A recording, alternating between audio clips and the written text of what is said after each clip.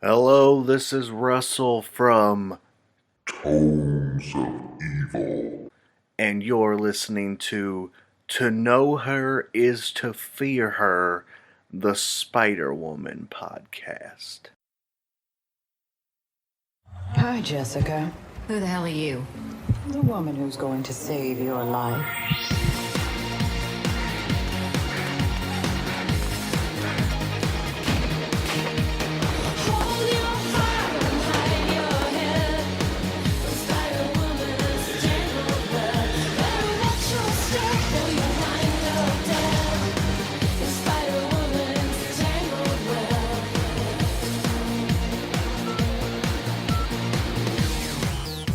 Welcome back, Spider Babies, to Know Her Is to Fear Her, the Spider-Woman podcast. We're your hosts, Seren and Rey. Hey, hello everybody. So glad to be back, of course, and to be chatting again with you, Seren. We've got, some great issues coming up ahead. But yeah, we're heading towards the end of the year too. We are. Wow. Where did the year go? I know. Each year. I don't want to think about that because it felt like yesterday was July. Yeah, exactly. Oh my gosh. And it's been a roller coaster of a ride for Spider Babies, Spider-Woman fans as well. This year I was reminded, we wrapped up the Color Pacheco Pere run with issue 21. Was that this year? Because it felt like it was 5 years ago already. Yeah, it does, doesn't it?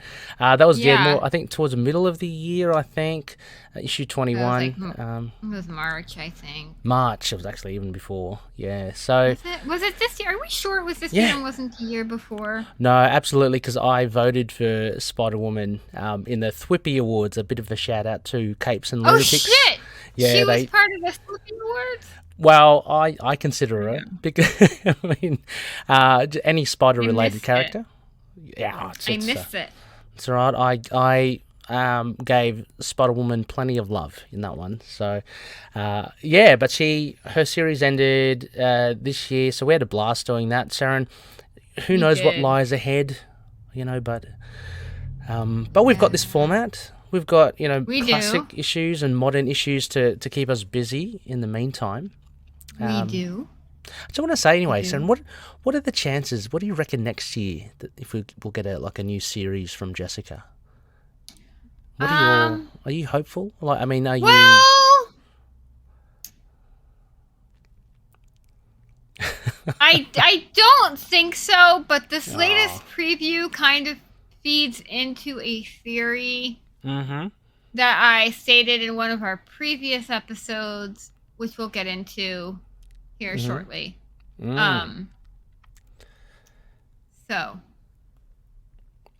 I'm behind on Captain Marvel. Let's just jump into Jess news because I feel Jess is on the cover of Captain Marvel number 44. I am still behind and need to catch up. I'm very behind. But she is on the cover. There was that really sweet Thanksgiving cover from November. Yes. That they're all fighting over Thanksgiving dinner. That was great. That's nice. I liked it. It was a really good variant. Just to let everyone know, of course, so Sarah and I, we are recording a little bit ahead. So we're recording early December. So I'm planning, Sarah, by the time this episode drops, probably be a couple of weeks, looking at mid-December release. But, at the time of this recording, yes, the Captain Marvel issue 44 is coming out this week. But by the time you hear this, it would have come out. Hopefully it's been good. But yes, we've got that. I've been looking forward to I'm really behind in Captain Marvel too. Sarah, when I say behind, it's like I've really not read much at all. But I will pick up this one. I'll put this on my pull list because Jess is on the cover. Yeah. That's pretty... Well, we should. Yeah. Carol's always on my pull list. I just haven't had a chance to read because my ADHD brain is obsessed currently with Critical Role, and it's very hard for me to focus on things that are not Jess and not Critical Role. Yeah. So, I'm considering getting I think Kelly Thompson will get an omnibus for her Captain Marvel run. She absolutely should because it is the greatest Captain Marvel run of all time. Yeah, I read the early issues. I haven't followed it all the way through, but I would definitely pick up the omnibus. I mean, I love Kelly Thompson's writing. She's fantastic. Kelly Thompson's an amazing writer, and I love what she's done with Carol. It's been absolutely amazing. Yeah. So, Jess. Yes. Preview for Spider-Man number 3. I put the picture in our little notes, like on the next page, so you can read that preview yourself. Yes. But basically, with the preview, it's all the spiders gathered around Julia. She's like, we're down 2 spiders, and we haven't even begun to save the Spider-Verse.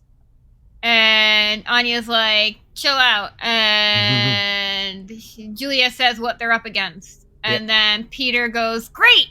Does your plan include getting Jessica Drew back? And Julia's like, no, it doesn't. Because none of the spiders seem to care, other than Peter, that Jess is not there anymore. And whoever else died, because I haven't quite been following, because I've been kind of mad that they just kind of killed Jess off so needlessly. And Peter's like, so there's no way to do that. And then Anya's like, technically, there is, but it's nearly impossible. So then Peter's like, well, then as the chosen one, I say that we do it. And then Anya immediately has regrets. And I'm like, Anya, if you didn't want Jess back, you wouldn't have mentioned it, girl. She taught you all the shit you know. So don't go giving me that shit, Anya. Yeah, it's a little bit inconsistent, isn't it, with that? Yeah. I take what you mean now, because I saw in the notes in our prompt sheet what you're saying. I mean, I love the fact that Peter's keen to, he's not fazed by the fact that it's nearly impossible or whatever. So I like that as well, because I like Peter Parker too. that's pretty much Peter. But Yeah. I'm also upset that Peter seems to be kind of the only one that's like, yeah, that is strange. Let's get Jess back. Yeah, why aren't they? Why are they such defeatists? Anya at least, and Julia. I don't know. Maybe she's a bit more, pragmatic and stuff. But yeah, I would have thought at least Anya, Jess was your mentor. She taught you so much. Yeah. And just to kind of throw it, I don't know. I was really mad at that preview, but I'm also glad that it is a priority, at least of one spider, to get Jess back. So there's that. But anyway, my tinfoil hat. Yes, your tinfoil hat. Sorry. My tinfoil hat is now donned. Oh no! And it's on. It's quite elaborate.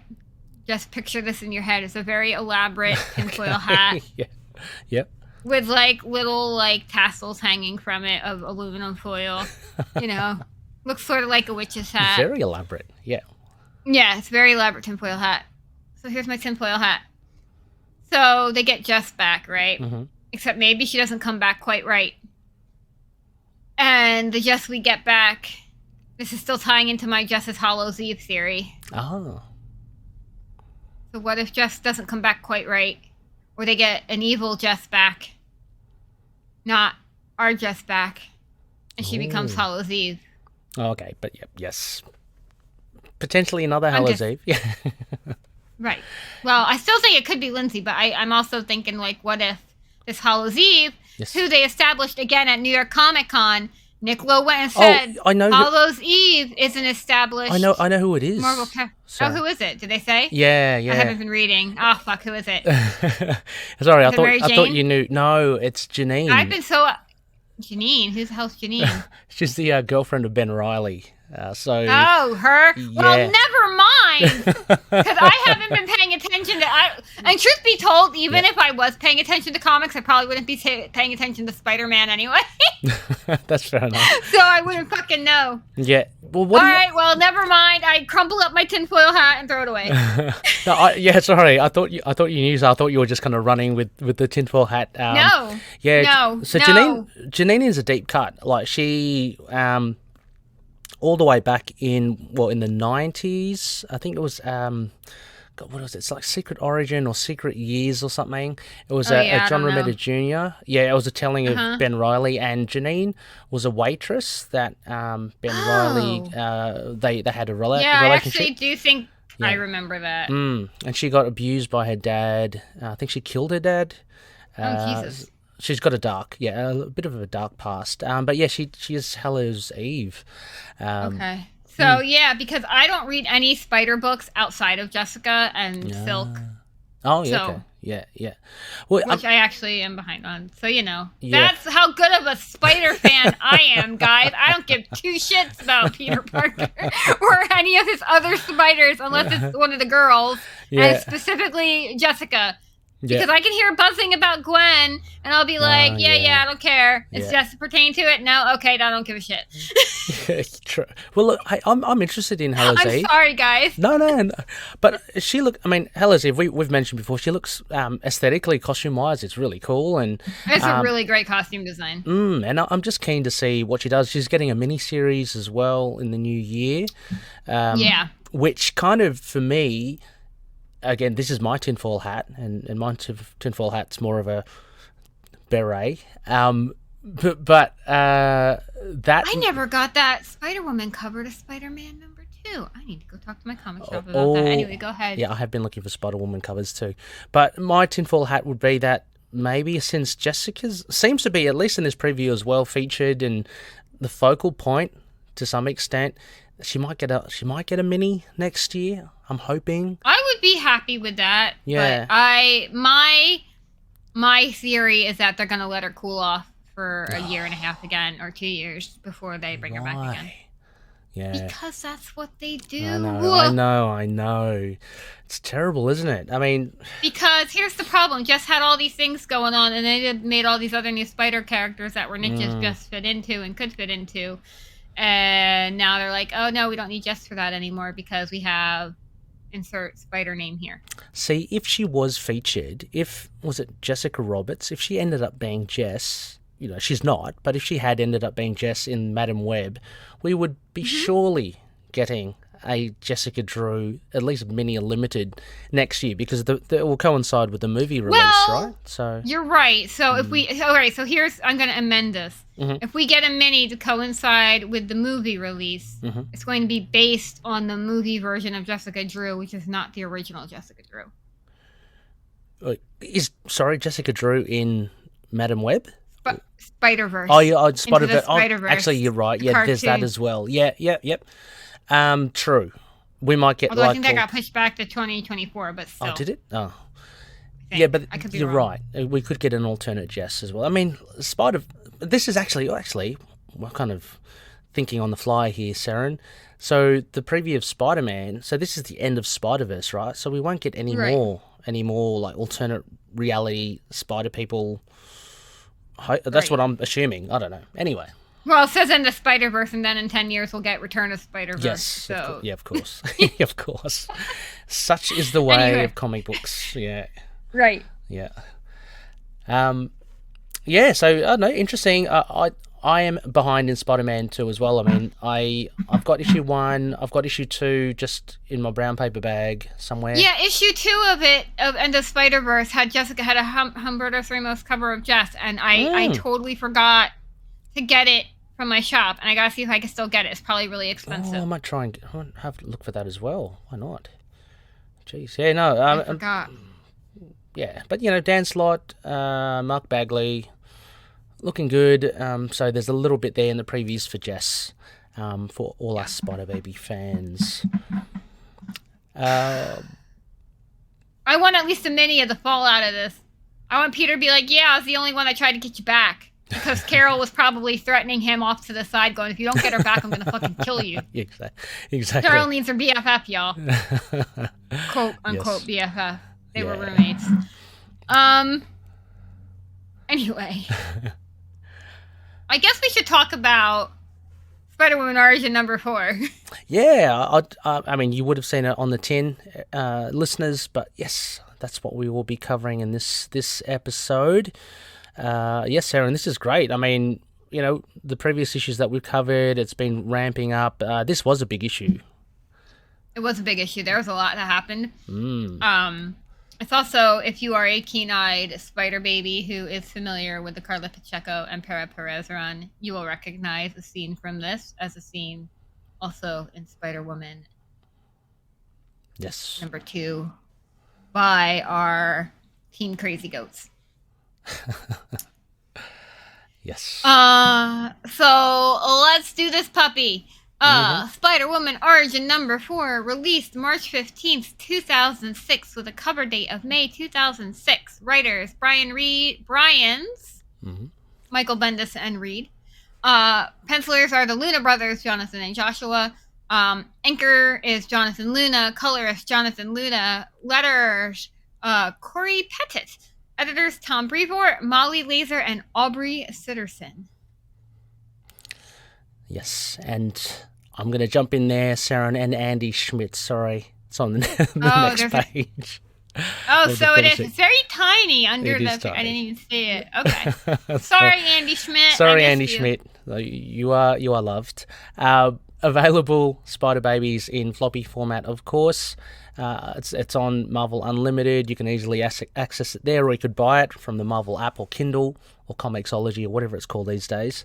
And it is available if you find third-party sellers. It's long out of print, but there are hardcovers and trade paperback versions, collecting the series. It's only a 5-issue series, so we're up to the second last, the penultimate issue for this this volume by Brian Michael Bendis.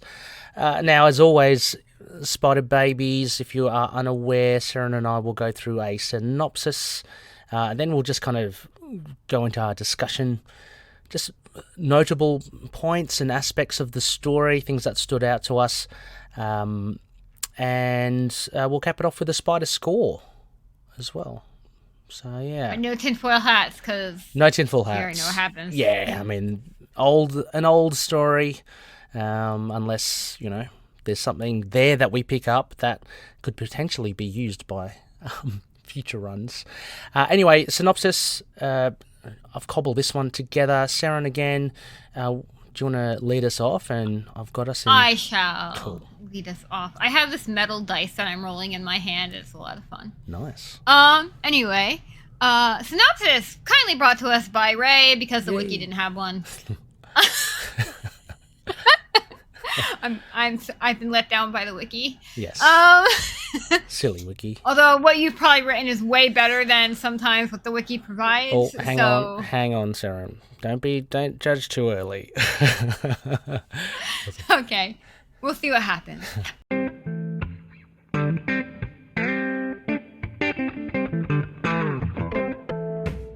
After Nick Fury finally tracks down Jess and reveals her parents are still alive, Jess demands answers. Aboard the Hellicarrier, Jess learns of her father's ongoing involvement with Hydra, but also her mother Miriam's tragic events and eventual off-grid location. Tracking her mother using her maiden name, Brumback, Jess is surprised to find her mother's apartment occupied by Hydra agents, one of whom is Whiplash, an assassin. Fleeing the scene after a confrontation with Jess, Whiplash leaves Spider-Woman to discover her mother, Miriam, murdered. Amidst her corpse, Jess discovers some documents, one labeled the Athena device.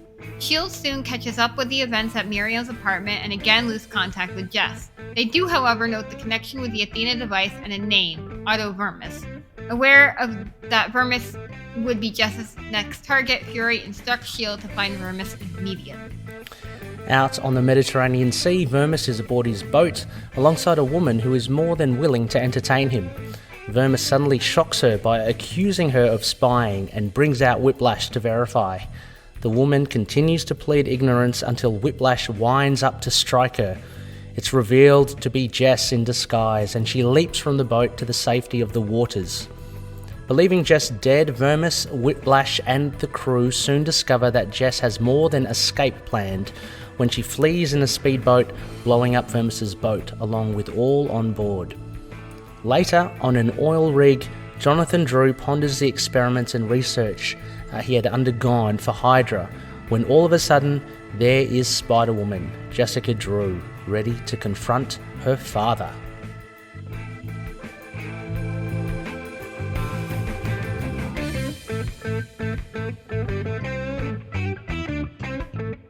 Alright, Spider Babies. I would like you to write in and rate this Ray-written synopsis on a scale of 1 to 5. I want your own Spider score for this. Oh, no. So please... because I would give it a 5 out of 5. Yay. But yeah, again, there was some really cool dialogue in here, Seren. Some big events big moments There's a that have lot happened. packed in this issue. But I guess before we kick off into what impacted you the most, overall, how did this work for you as an issue? Oh, this is one of my favorite issues. I give this one 5 out of 5. Lots of drama, some intrigue, a little bit of action. Real good. Yeah, I love this issue. I'd agree with you. I think, the other previous issues have been very solid and entertaining as well, but I guess what was revealed here and just the pacing of it, it is one of my favourites as well out of the 5 issues. It's hard to top Jess, tying up Jared in a plane and crashing it, but... Which is pretty epic. Yeah, it's pretty epic. But we got, this, like Jess's mum, and then the whole gambit on the boat. That was a big thing as well. So, I really enjoyed it. Yes, and I would like to say, as I started the episode with, is quite a few of the scenes from this issue do show up at some point or another in the Carla Pacheco and Pere run of Spider-Woman. So he has redrawn some of these scenes, particularly the boat one. Yeah. And,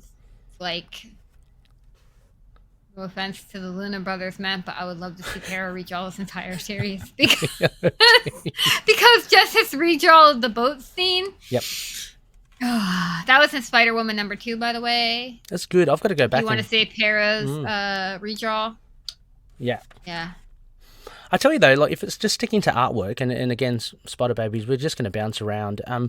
You mentioned about the Luna Brothers. One of the things I did like, and it's partly, I guess, computer effects, is when Nick Fury recounts, the whereabouts of Jess's parents, and you kind of get in flashback, but it's also like technology. It's kind of like this weird TV kind of texture to the images. Yeah. Which I really liked. I haven't really it's like spy cam. Yeah, and I haven't it's like a spy camera. Yeah, I've not seen that before in comics, and I don't know, I like it. It's a very different way of showing a flashback. It's like it's a flashback, but it's like security camera footage.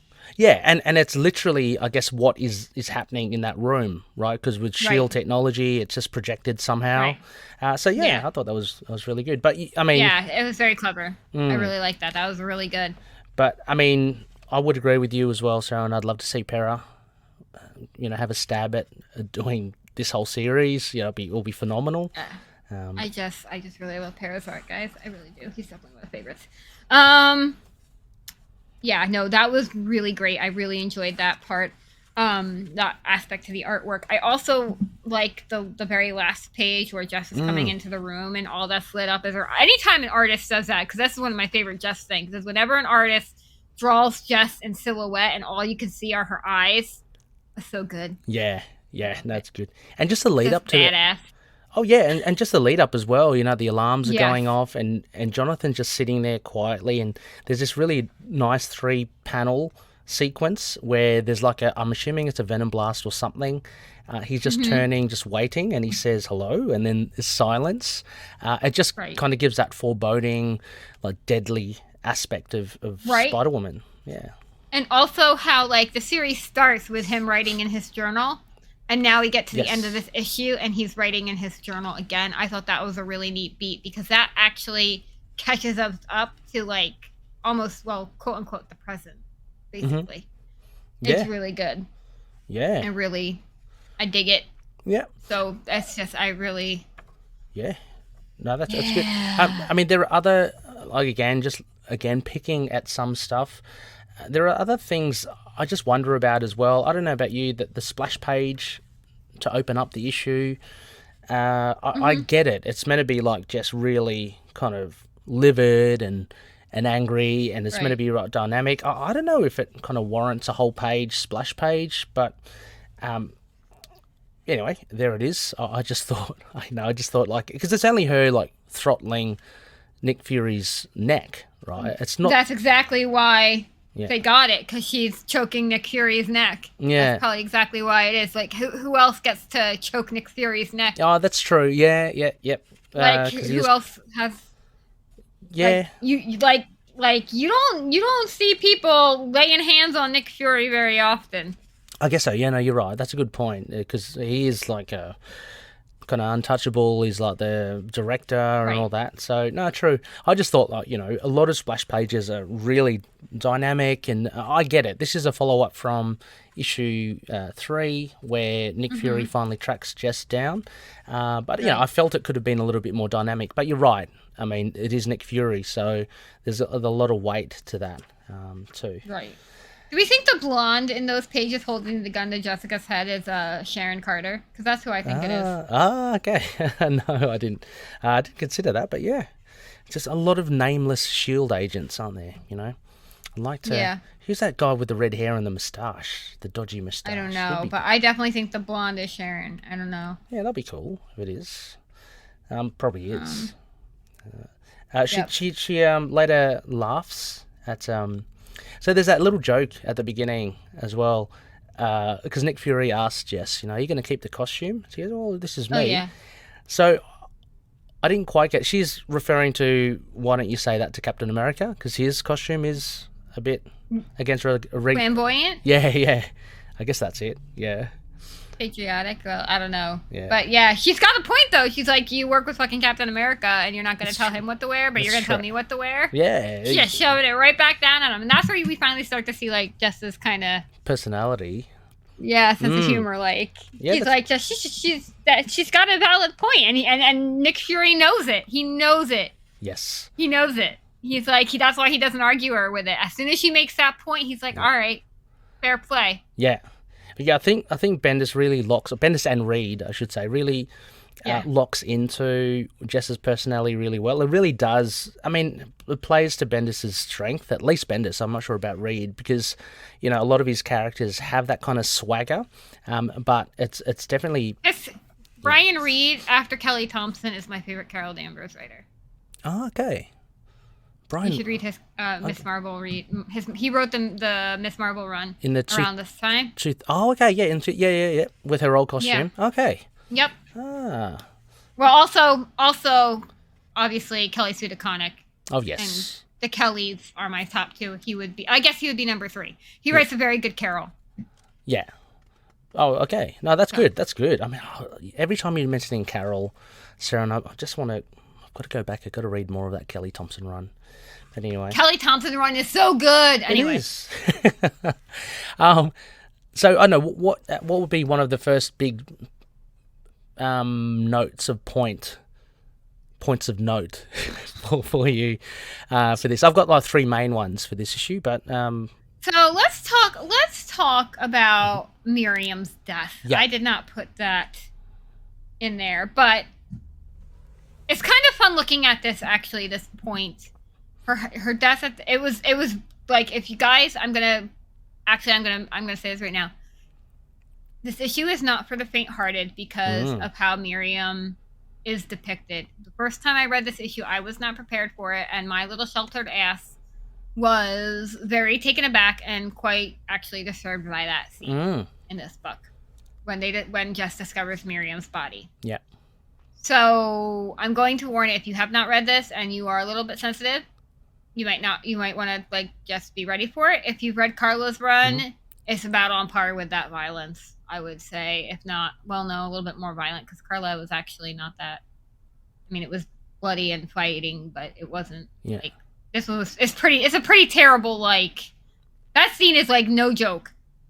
When Jess discovers Miriam's body, that's like that disturbed me for days. It's just the lighting as well. So full credit to the colorist, the Luna brothers, just the way it's kind of straight out of a suspense or thriller movie, isn't it? Like, just Miriam just on the bed, eyes wide open. It is shocking, and just dimly lit and. Not full credit, but you could totally understand Jessica having to just go straight to the bathroom. Yeah, because I would too. Like, physically sick. Right. Yeah. But moving past that now, take a minute, because it really, even now rereading it, it always gets me. Like, it's the punch that, like, message received, like, this is no joke. Yeah. However. I just think going back and reading this and knowing how Carla has worked the story in the future, with Yes. Jess's brother. Yeah, yeah. It just kind of changes the light a little bit. Like, wonder if she was in New York for. Maybe she just gave her baby boy up for adoption just recently. Like, we don't know. Mm-hmm. Like, I just reading in perspective of what we know in the future and how Jess has added to this, or how Carla has added to this background. It's just like makes my brain think of weird shit. I don't know. I'm just sitting there going, God, why would she be so, like, why would she come out of hiding that much when, like, maybe she just gave up Michael for adoption just now. Like, you don't, and now she's working on this case, and yeah, a lot of gaps that definitely you can fill as well. I like looking at also from the other point of view, because since we are both, Seren, covering the Volume 1 series kind of in tandem with this series, it wasn't that long ago that we saw in issue 1 of Spider-Woman the fate of Miriam there, right? You know how she kind of like died off panel, and it was just because the tragedy kind of was just too much for her. So here, a definite point of difference from Bendis by having Miriam still alive and just tracking her down. I thought that was really, really interesting, and that made this issue 4 and the end of issue 3 really of note, because it's like, okay, well, she's actually going to speak with her mum, which she doesn't, unfortunately.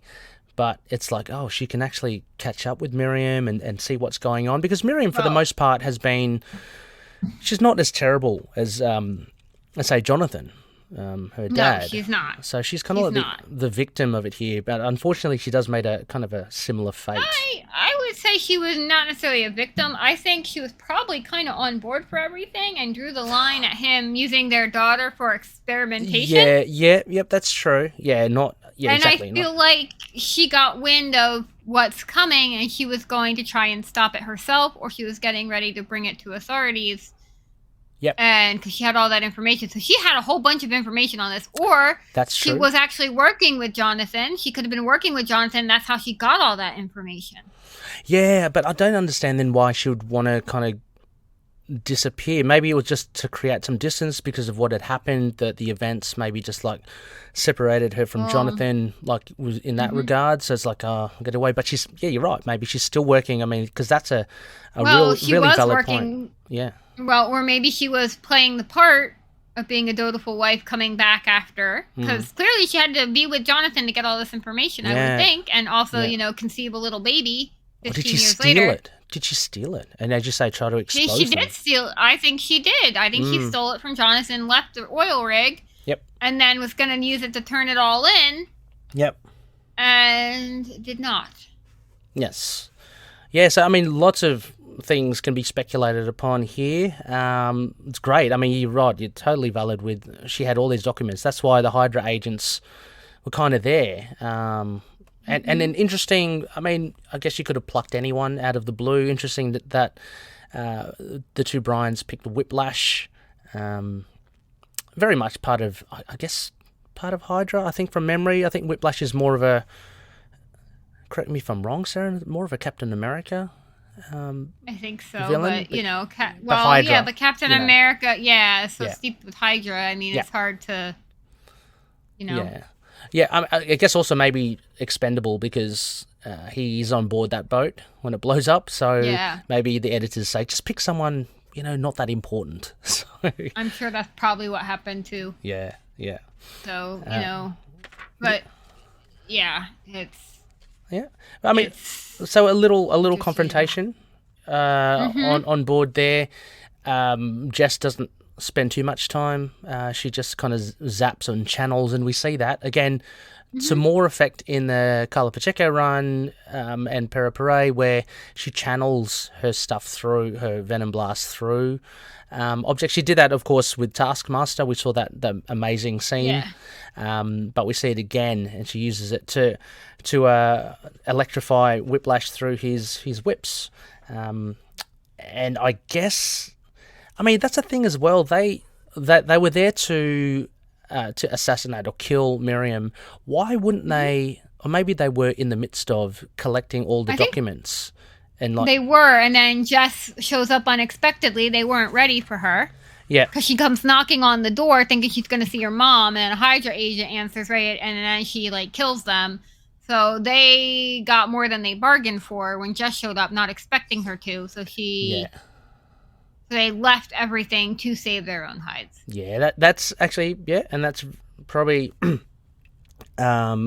indicative of, I guess, Whiplash's nature, a bit of a cowardly guy, because you wouldn't you want to just finish the job properly, but I guess with Jess there, they just said, "I'll stop." He literally says, "I'll screw this." Right. I would have imagined he would have been reproached by Vermis later on, but we don't. Again, fill in the gaps. Right. But yeah, so a big moment there with Miriam's death, and we see Whiplash. It gets me every time I turn to that page, actually.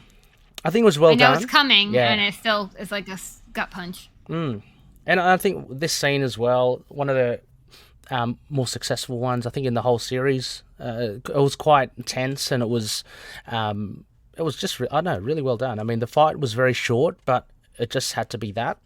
And then it moves the plot along because Jess finds the Athena device document, and that leads her to what I'm going to say one of the big scenes here.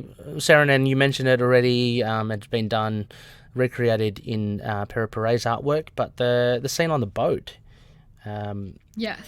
Now, all sorts of icky here. With oh god, it's disgusting. Yeah, actually, when I first read this like years ago, it was Jess was actually so convincing, at the beginning, because like it shifts straight away. Yeah. There's a little bit of a break with a dialogue with the shield, and it shifts over to the Mediterranean Sea, and she's got the glasses on, she's got the red hair, and I thought Vermis was, I thought she was just like a, an escort or something that Vermis had brought on board, but it actually ends up being Jess. So I didn't fall for that for a second. Oh, you didn't? Okay. You fell for that? I did, yeah. Because I didn't fall for. Because she kept on kind of like, what are you doing? And oh my god, well, I know nothing. Committed. Yeah. To the bit. Yeah. Well, actually, I'm looking at it now. After the bovine head rears its head, I mean that's a big telltale sign there. But so in the space of one page, Seren, I was duped. That one page where Vermis is taking Whiplash out to kind of verify. But yeah, all sorts of kind of weird. Even Vermis calls out as well. Would you, with a shield spy, stoop that low as to sleep with, this old wrinkly prune of a guy? Hey. You know what? Yes. If you are an old wrinkly prune of a guy, and you're hitting on a young chick like 40 years younger than you,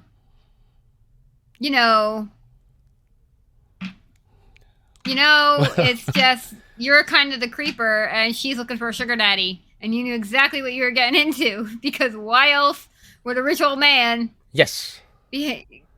Why? Do you know what I'm saying? Like, oh, absolutely, yeah. It's not for his looks. No.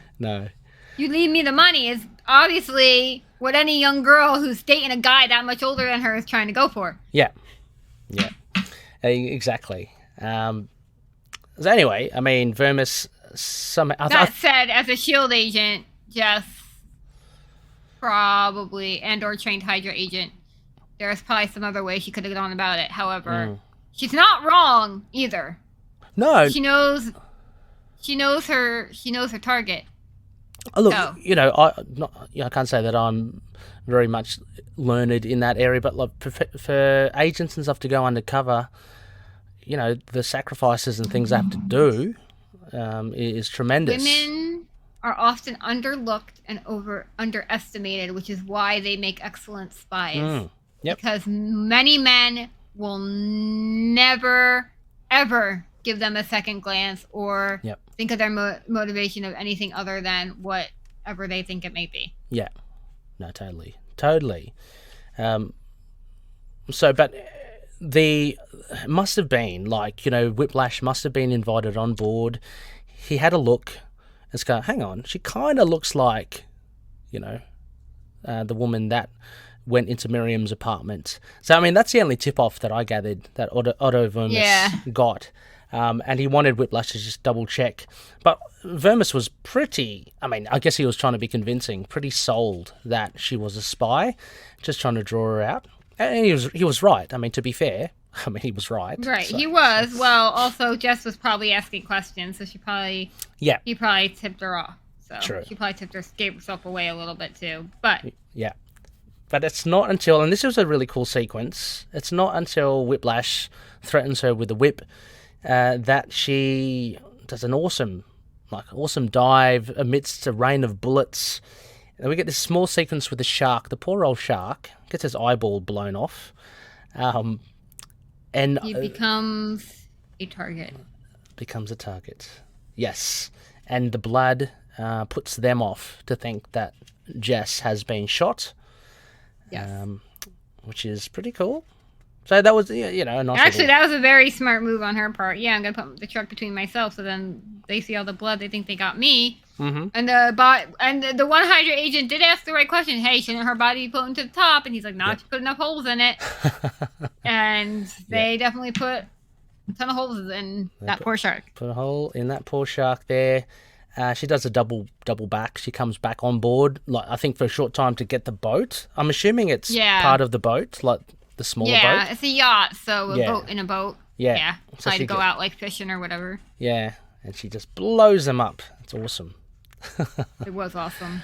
Really cinematic, another cinematic movie scene. Yeah, and it actually a little bit of, you kind of think, how does she avoid all that? She does get shot as well, so she's clutching her arm, so it's not like she evaded all the bullets. She's still got in the line of it, which is cool. And then the final, I guess the final big thing that we kind of talked about already, Jonathan Drew. As you say, I like that kind of cyclical kind of bookending thing about him writing the journal. But this really just does set it up for the kind of final issue, doesn't it? I mean, he's the he's the guy that instigated these experiments and stuff on Jess. So she's gonna get some answers, I guess, directly from him in the next issue. But yeah, pretty good. Yes. I really did like this issue. This is I think that out of the 5, I think number 4 is my favorite.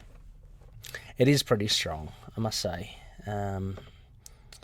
Yeah, I do like I like that confrontation that Jess has with Jared, that whole kind of thing as well, because emotionally that's really he played her emotionally. So I thought that was a very strong part of this origin. And again, because Jess has physically, mentally, spiritually been beaten around so much, and then Jared was really such a piece of work. But you're right, this issue, I mean, had some big things happening. We got to see Otto Vermis as well. And as you say, it's great for those that have read Carla Pacheco's run to kind of connect the dots and to backtrack and go, this is what's... Right. Yeah, she's drawing it from. So, yeah, very cool. Very good. Any other final, I guess, comments for this? Any on the art or the writing? Seren? I don't think so. No. No. I've said it. Like I said, that's my favorite issue of the series. So I loved everything about it. You gave it the big 5 out of 5, right? I did. 5 out of 5 shark eyeballs. Oh God! Sorry, I just yawned. I apologize. Sorry? Shark eyeballs? Sorry. Yeah, I gave it 4.5 out of 5. I thought it was great. I think it's one of the strongest ones, and rightly so. It's a second last issue.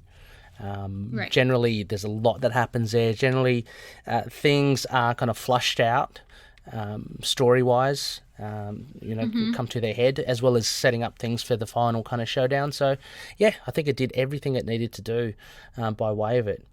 It's not too late as well, Spider Babies. Would love to hear what you think. Just keep the discussion flowing on any of our social media platforms. I know Origin is much lauded by a lot of the spider babies, Seren, similar to ourselves. I really liked how Bendis rebooted Jess.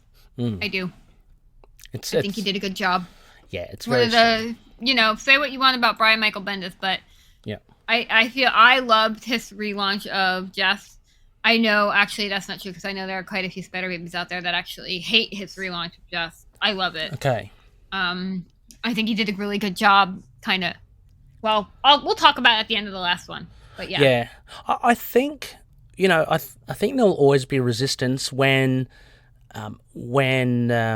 original kind of canon is played with, and of course we've mentioned this before, I'm sure, with Bendis, there is a fine line, and sometimes Bendis, for me, in some of his later iterations, later stories, sometimes he goes a bit too far with ignoring canon and just trying something new, and it seems to be for the sake of trying something new, whereas here in Spider-Woman the Origin, he's trying something new, but like it's like a twist. It still kind of respects the essence of what's happening, and he brings in, like, we see more. What I love is that we see more of Shield and Nick Fury. I mean, we've seen him in Marvel Spotlight and in Marvel Spotlight basically, but so we know the vested interest that Shield has. He fleshes that out, so he does take the ball and run with it with some regards. Stuff with the parents, it's a slightly new twist, but I totally understand how people who are adamant for the original kind of canon might say, oh, well, this is not how it's meant to be, so yeah, maybe are they against Seren? I don't know, the cutthroatness of Jess. I mean, because that's well, she's always kind of cutthroat, even in her original series. You can't tell me she's not like no. Okay. It's more the canon of, like, there were people that were like, oh, he eliminated all the new men from it. Yes. And all the weird stuff. And I was like, well, but also Carla kind of brought that back. And I would say also that the other one I've seen is, I guess, like, how dark it is. I'm like, well, if you didn't think Jess was dark in her original series, I don't know what you're talking about, because there's some pretty dark topics discussed in that series too. Yeah. So true. No, you're right. I think definitely about the new men. I mean, I forgot that was a big. That's the biggest. That was probably the biggest one. But also, I was kind of okay without it. I liked what he did with it, but I also liked how Carla kind of brought it all back. Yeah. Full circle, to show that Jess has been so gaslighted that not even she's sure of her own memories, really, is what it comes down to. Is like, we have the original series, which says this is what canon is, but then you have Jess's this reboot that shows Jess, oh, she was brainwashed, this really didn't happen. But then you have Carla's series going, no, it did. That's how fucked up your brain has been fucked with, because the girl is so gaslighted and just literally mind fucked, because, like, she doesn't even know what her memories are for that. Because it's all different. And now she's finding out that what she was told was wrong and what was true, actually, she was told was wrong is actually true. Like, it's like such a mess. It's such a mess. Like, I can't, like, I feel bad for her. Like, man, her mind is like a mess. Yeah. And I think that's something that Bendis and Reed plays with, and that's what makes it plausible, because it's about questioning what really happened, and we're taking a leaf out of what Jess thinks is real or not. So those sorts of differences, I think, are well considered, because it's not like he just out of the blue said this is it. He's tying it into Jess being lit, is that and brainwashed. She's literally been brainwashed, so she can't really trust her memories at all, and it's really interesting to see that within these three different series, between the original Bendis' run and this one. So absolutely, actually, so that's a huge recommendation again to Spider Babies if you have not already, or if it's time for a bit of a reread, definitely check out the classic stuff that we're doing with Volume 1. check out the origin, but go back and have a little reread of Carla Pacheco's run, because it's so cool. It's one of the genius. Does such a good job. Oh yeah, like tying it all together. It's so great. Yeah, I mean you can tell. So great. God, I would love Carla to take Jess on again. I'm so sad that series got canceled. It was so fucking good. Yeah, 20, and such a weird number 21 as well. I know. Could they at least have gotten us to 25? Yes, Could you I have know. held out Absolutely. to issue 25? I know. That would have a nice even number to stop at. It's not even, but you know what I mean. Yeah. Like, you know. But even then, I don't know how much notification Carla got, but even then, she rounded it out really well, I thought. You know, whether it was a rush thing or whether she knew that she had to she only had Carla, 21. we still need to have you on the show. I'm sorry Yes. we haven't. We'll get you there. We will. Well, Spider Babies, nothing else. As I said, like if you want to leave some comments, please do. We'd love to hear your discussions on Discord, on the likes of Facebook, Twitter, Instagram. We're all on that. Let us know what you think. And of course, a huge thank you. Would like to thank the Spider patrons. Thank you so much for all your support. Yes, we do. Each and every one of you, Miriam, Russ, and Eric, and Jess. You just make it so much easier for Seren and I to be able to create these shows, and we just love discussing it. We want to hear all this discussion as well, like what other Spider Baby fans think of these issues, because I'm sure a lot of them share our thoughts, Seren, as well, but would love to hear the whole spectrum, Yeah, for sure. Yeah.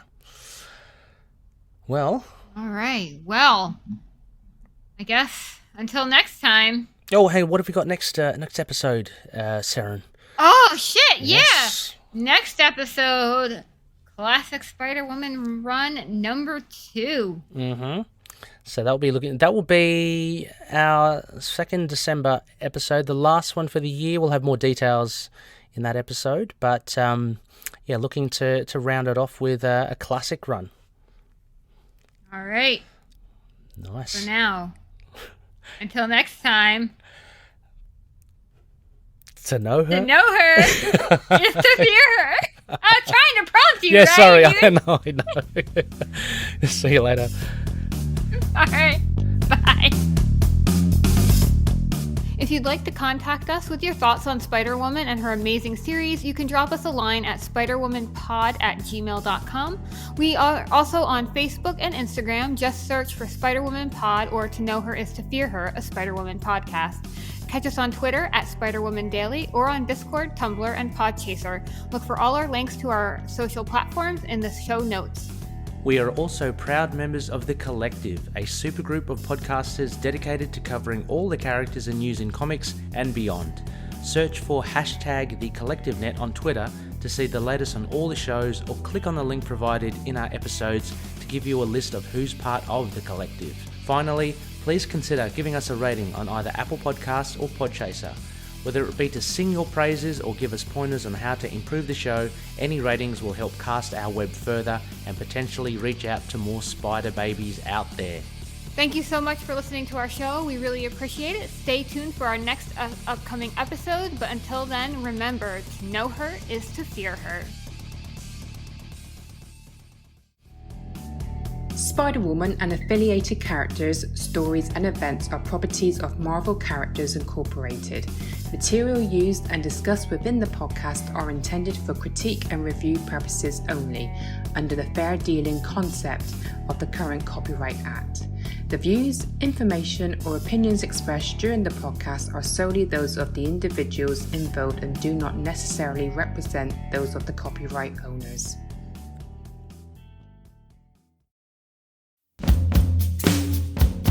Hello world, it's time to open the green door and enter the strongest podcast there is, Gamma Charge. Twice a month, Russell and I dive into the history of the Incredible Hulk in comics, film, TV, games, and more. That's right, Justin, and we rate and review all the Jade Giants media, good and not so good, with a smash or a gamma clap. And we put on the rant pants when we just get